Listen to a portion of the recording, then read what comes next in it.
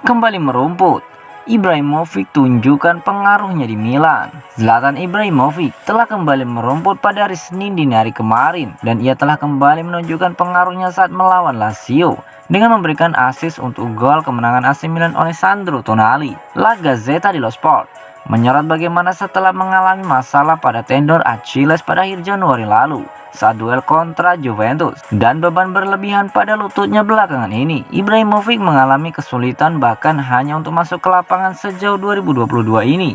Kendati demikian, legenda Swedia tersebut masuk pada seperempat terakhir pertandingan melawan Bianco Celeste di Stadio Olimpico dan membuktikan betapa ia bisa menjadi sangat menentukan dengan mengirimkan tandukan ke jalur Tonali untuk mencetak gol kemenangan Rossoneri pada menit ke-92. Kembalinya striker 40 tahun tersebut bisa menjadi sangat penting dalam pekan-pekan terakhir dalam perburuan Scudetto, mengingat Milan harus berjuang memenangkan 4 pertandingan tersisa di Serie A musim ini dan berharap Inter tergelincir. Memang tidak akan mudah, tetapi bisa mengandalkan seseorang seperti mantan bintang PSG tersebut untuk gol-gol dan kontribusinya merupakan bonus tambahan.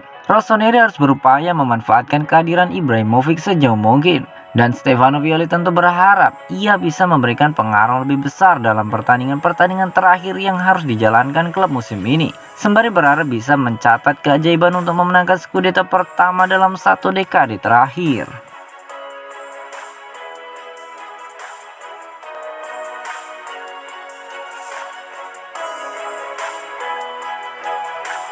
Benarkah Presiden Manchester City terlibat dalam proses takeover AC Milan? Beberapa laporan di Italia mengklaim bahwa perusahaan induk milik negara Abu Dhabi, Mubadala, terlibat dalam pengambil alihan Milan bersama dengan Investcorp. Dana yang berbasis di Bahrain itu sedang dalam pembicaraan eksklusif dengan Elliott atas kesepakatan 1,18 miliar euro yang dapat diselesaikan pada akhir bulan dan diumumkan pada akhir musim. Laporan lain mengatakan jika proses pembelian dapat diselesaikan pada hari Jumat. La Gazzetta dello Sport dan Tutto Mercato melaporkan bahwa Mubadala juga terlibat dalam kesepakatan tersebut. Mubadala adalah perusahaan yang berpusat di Abu Dhabi dan memiliki 20% saham di Investcorp, dan CEO-nya adalah Khaldun Al-Mubarak yang merupakan presiden dari Manchester City. Mubadala memiliki aset senilai 243 miliar US dollar yang dikelola dan menurut Tutto Mercato sedang mendorong untuk menyelesaikan kesepakatan dengan Investcorp. Periode eksklusivitas dalam negosiasi antara Investcorp dan Elliott berakhir pada akhir bulan, dan menurut berbagai sumber, kedua belah pihak hampir mencapai kesepakatan. Jumat diprediksi proses pembelian Milan dapat segera diselesaikan. Jika dana yang berbasis di Bahrain menyelesaikan pengambil alihan klub, AC Milan bisa memiliki anggaran transfer senilai 300 juta euro untuk musim panas 2022. Beberapa sumber meyakini jika Investcorp adalah kepanjangan tangan dari Mubadala, mereka menggunakan Investcorp untuk menghindari pelanggaran kepemilikan ganda klub sepak bola.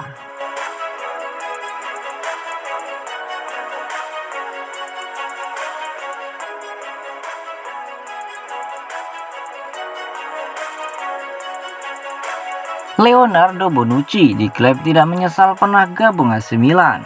Istri Leonardo Bonucci, Martina Maccari, mengatakan bahwa suaminya tidak menyesal pernah bergabung dengan AC Milan meskipun hanya sebentar.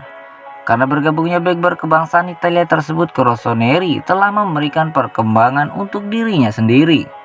Tak banyak memori manis yang dimiliki oleh Leonardo Bonucci selama berseragam AC Milan, didatangkan dengan harga mahal di usia tua.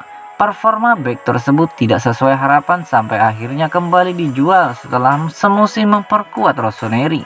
Walaupun hanya semusim bermain di AC Milan, Leonardo Bonucci diklaim tidak menyesal pernah bergabung bersama Rossoneri menurut pengakuan sang istri, yakni Martina Maccari. Selain itu, ia juga mengatakan bahwa dirinya tidak pernah ikut campur dalam urusan pekerjaan suaminya selama ini. Leo tidak pernah menyesal ketika bergabung ke Milan selama setahun. Itu merupakan tahun yang membuatnya berkembang sebagai seorang pria, ujar Martina Maccari kepada Talksport. Kembali ke Juve seperti pulang ke rumah sendiri. Saya selalu mendukungnya dan tidak pernah ikut campur dalam urusan pekerjaannya. Padahal ia mengatakan bahwa saya seharusnya bisa memberikan saran agar dirinya bisa berpikir dalam mengambil pilihan. Ungkap dari Martina Maccari. Di musim 2017-2018, Leonardo Bonucci menjadi pilihan utama di lini serang Rossoneri, bahkan sempat memegang ban kapten. Sebanyak 51 pertandingan telah dijalani oleh bek berkebangsaan Italia tersebut, meskipun dirinya hanya semusim berseragam AC Milan.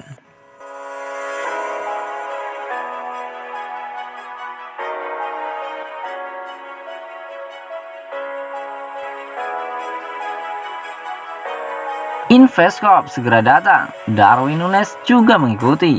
Rossoneri berkesempatan untuk merekrut bintang muda Benfica, Darwin Núñez, setelah Investcorp resmi menjadi pemilik klub. Karena Investcorp bersedia untuk mengeluarkan banyak uang sebagai bentuk investasi dan sempat bekerja sama dengan agen Darwin Núñez, yakni Jorge Mendes. Perusahaan investasi asal Bahrain, Investcorp, sedikit lagi bakal menjadi pemilik baru AC Milan. Investasi besar dan jangka panjang diperkirakan bakal diterima oleh Rossoneri untuk kembali ke jajaran 10 tim terkuat Eropa di masa depan. Sejumlah pemain top seperti Riyad Mahrez mulai dikait-kaitkan dengan AC Milan, padahal Investcorp belum resmi menjadi pemilik klub saat ini. Selain Riyad Mahrez, Darwin Núñez juga kini jadi perhatian klub top Eropa pun juga dikait-kaitkan dengan Rossoneri. Menurut kabar dari Semper Milan, Investcorp bisa dengan mudah menggait Darwin Núñez dari Benfica dalam waktu dekat. Karena Investcorp pernah bekerja sama dengan agen dari pemain berusia 22 tahun itu, yakni Jorge Mendes beberapa waktu lalu. Selain itu, Investcorp tampaknya sanggup untuk menebus Darwin Núñez dari Benfica seharga 70 juta euro lebih. Jika Stefano Pioli menginginkan pemain yang musim ini sudah mengoleksi 33 gol untuk Benfica dalam skuad AC Milan di masa depan. Seandainya pemain-pemain top datang ke San Siro dan mampu mengangkat performa Rossoneri di level tertinggi, kita tentu patut banyak-banyak berterima kasih kepada Investcorp. Karena dalam satu dekade terakhir AC Milan sudah bukan menjadi salah satu tim kuat di Eropa yang disebabkan oleh banyak faktor.